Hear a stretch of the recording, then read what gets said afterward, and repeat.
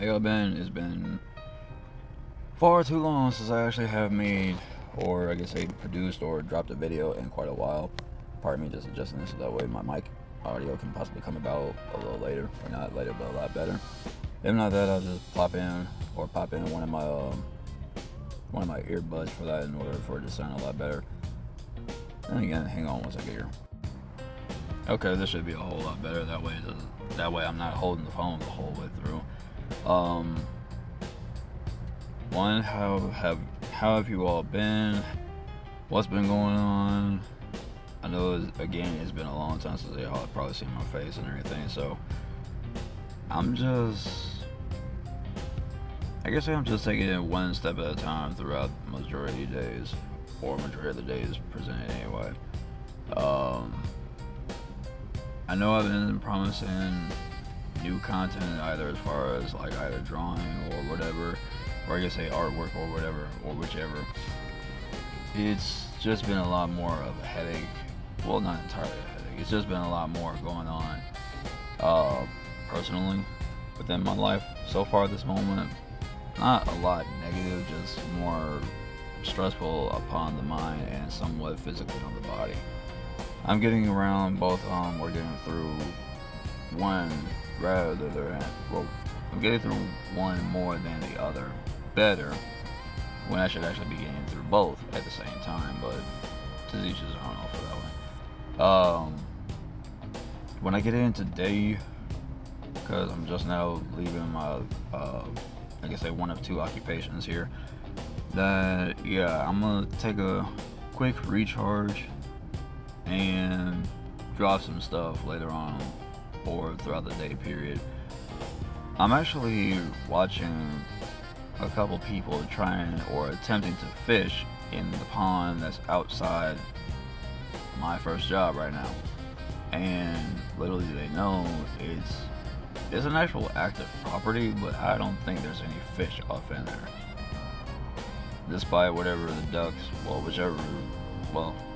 no, ducks and geese, they usually feed off of different things up in there, so it could be something up in there, but I'm highly betting that there's no fish up in there though. I haven't seen any in quite a while, let alone ever, so be on the lookout for new artwork in the future, mainly throughout the remainder of this month, so there's no telling. I'm trying to really set a strong schedule in order to remain active or come off as being more active than before. My apologies for being long-winded. I'm really trying to wrap this up. I'm currently functioning now off of 3 hours and 2 minutes worth of sleep right now, after working just about 10 hours today and an excessive amount since last August.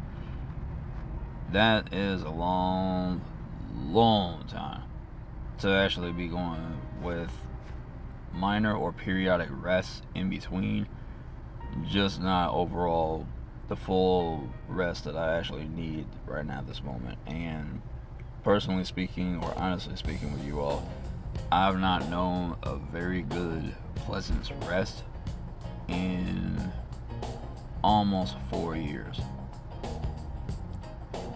That's horrible. It'll get better with time though. It's just one of those things. Overall though, I miss you all. My apologies again for not remaining as consistent as possible, or as much as I needed to. And it'll get better. I'm just having to put forth a different practice with a lot of things. So again, please grant me a moment for a recharge today, and some stuff will be pretty much completed as much as they need to, and some new stuff will also be going up as well.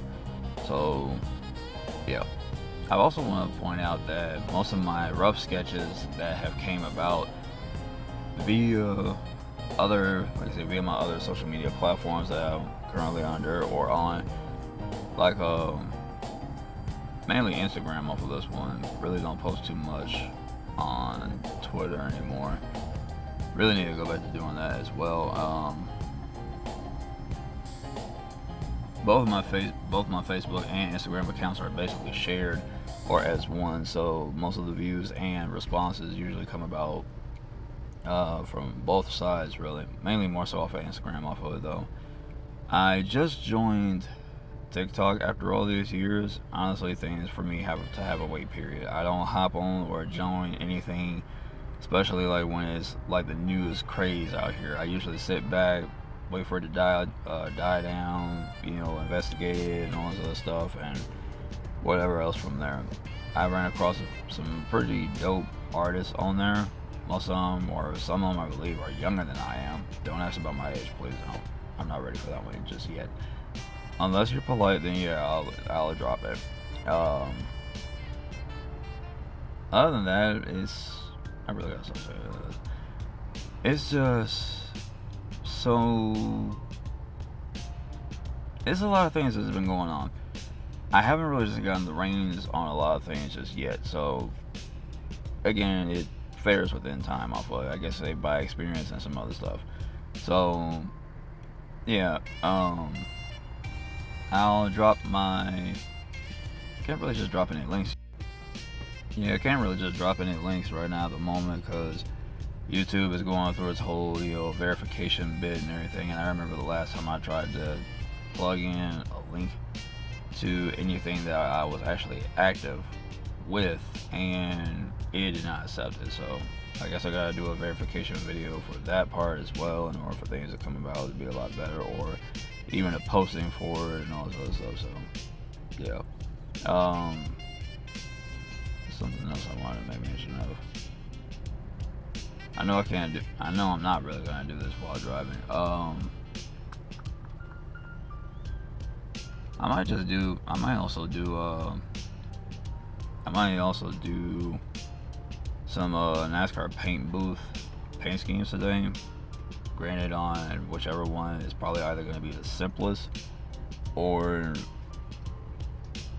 I guess a most tasking to either complete, edit, or even start on. Most of y'all have actually seen most of my videos about most of the cars I actually have done in the past.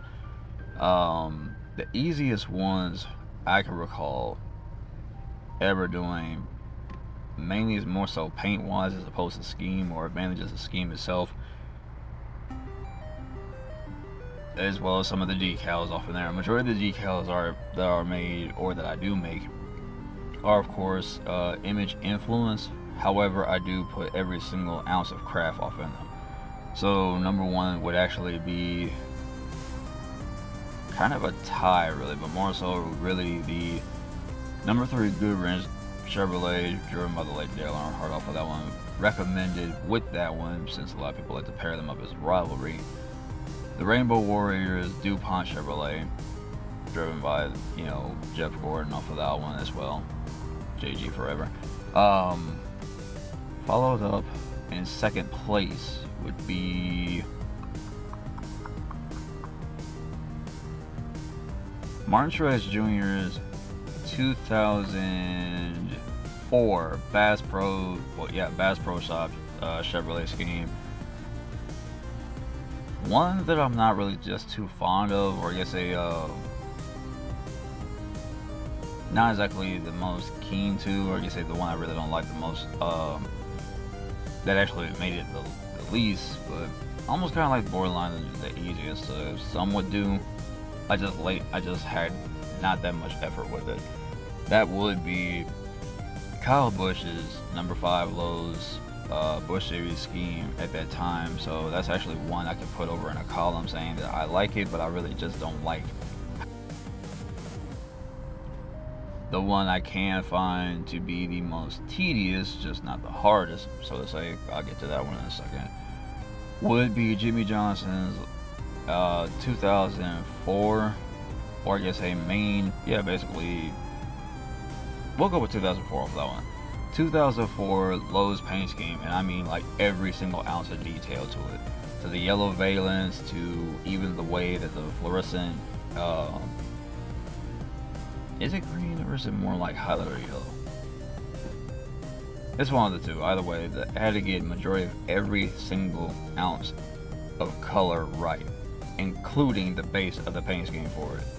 That type of silver is the most tedious to get down to it, but once it's pretty much laid off from there and everything, it's actually pretty dope to just watch or reminisce about the car, going around the track, especially under those colors properly, and just doing like photo edits and all that. What is, or which one was the other?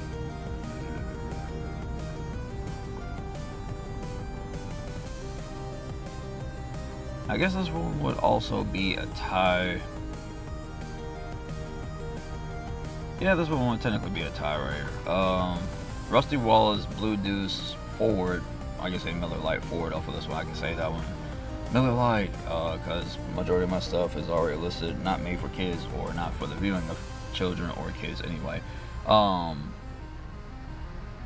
That's one of them.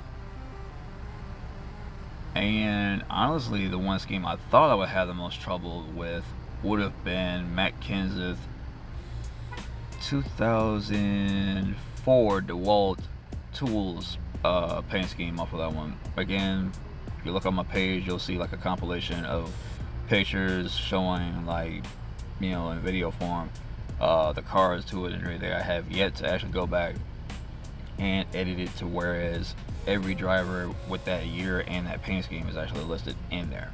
That one actually wasn't the most hard. Well, that one actually wasn't the hardest at all. Period. It was actually kind of fun, really. I remember when I first tried tackling it. I think I got through with it in maybe about 2.5, almost borderline 3 days. The average scheme, when you put a lot of detail into it, like I do, and I do mean that one, like I do, it takes at least a week to almost 2 weeks to fully complete. And the reason being is because you had to have, well, I have to have, is because I have to find the correct scheme, the correct sponsors, or at least near correct anyway. We'll get back to that one in a second. And have them as accurately depicted as possible. I know most people nowadays don't even pay 2 farts worth of attention to many things. True enthusiasts, on the other hand, they do. Especially like with most of the paint booth groups I used to be involved with, courtesy of my brother off of that one. And yeah, I actually did like it because it also challenged my level of creativity. Speaking of which, of the level of creativity off of it, anytime a person throws out that any type of DEI affiliated paint scheme was the easiest to do, they're partially right. I'll say that one, they're partially right. The one for me that was the damned hardest didn't even have to do with the color, but it had to do with 3 things. And that was Dale Jr.'s Budweiser number 8 from 2004, that scheme, to just about near 06 with that one. So basically like minor tweaking here and there. It's mainly the stripes that change and the way the Budweiser font is. It slightly gets a little bit enlarged and boldened around the black and everything, or through the black. So you kind of notice it a little bit, but not too much. Reason I say that one was the most damning car to ever create was because me, being at the young mind that I was at that time, decided, why not try all 3 of them? They're basically all the same. All I gotta do is just change this color here, change that color there. Wrong. Do not fall into that pattern. Reason being is because those damn stripes, I'm still trying to figure out how in the hell I made them. Every time I make them in the damn paint booth, it's never the right length when I match it on the car to at least scale it or to skew it, and it always comes out, pardon my language, but it always comes out fucked up. So putting it in ranking, Steve Parks well, I guess it's in ways. I actually have yet to make that version. Steve Park / Jeff Green Pennzoil, like I said, number one, Pennzoil Chevrolet is the easiest one out of all three of them. The second one, of course, is Michael Waltrip's Napa Chevrolet, and honestly, if you're ever in the paint booth off of this one, Domino's, pardon the edit off of this one, Domino's is the easiest, and I can say this one, it is, in my personal ranking, it is the easiest sponsor you could ever make off of there.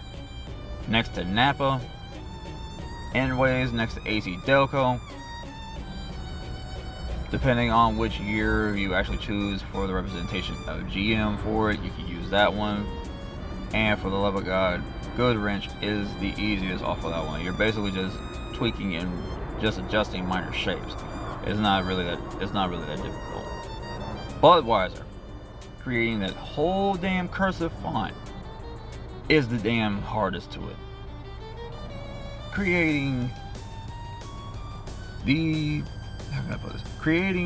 Dale Earnhardt, I guess say the DEI template of Dale with his arms raised up.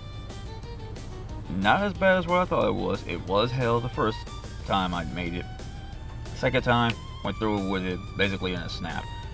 Which is why I hate how I keep losing my damn gaming consoles because of that. Because, yeah, your boy had a whole damn arsenal of stuff. He made, like I say, why did I say he? Good lord. I made, of course, Jimmy Spencer's number 7 Cirrus car, even though it's on a Ford template. That was before I even got my hands on a template for making it a Dodge Charger. Gotta love Facebook groups back in the day for that one. Thank God for that one. Bobby Hamilton's number 4 Square D car, easy to make. It's just the Dodge template decals that you actually have to tweak around with, create on your own, or experiment on your own. I got mine from a lot of imagery and the way to actually skew them across or towards each other. Again, I put a lot of detail into most of these things, or it's just a majority of them. Almost too much damn detail. Not Jerry Nadeau, good lord. Front Row Joe Nemechek, 25 Delphi Chevrolet. I love that car. I promise you, the first time I made that damn thing, it literally zoomed around the track and everything. I'm literally damn near almost lapping the field at Charlotte off of I guess at all places. Again, y'all have a blast just looking at, majority of my stuff anyway, because it does show per image which cars I did make. I just don't have the option to actually download them from my Instagram page, which I would love to do. That way it could actually be a better